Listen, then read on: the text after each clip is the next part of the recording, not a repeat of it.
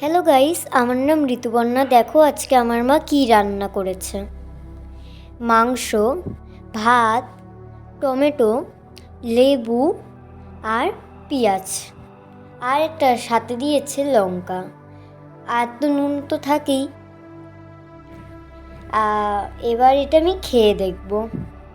সর্বপ্রথম আমি একটু ঝোল নিয়ে খাই। আমার দারুণ লেগেছে, মানে বলার মতো কোনো জায়গাই নেই।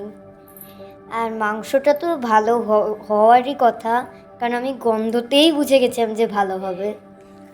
তো আমার খুবই ভালো লেগেছে। আমি এখন খাচ্ছি। আবার দেখা হবে পরে একটা নতুন কোনো ভিডিও নিয়ে।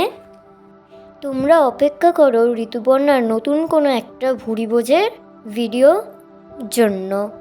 টাটা গাইস, দেখতে থাকো।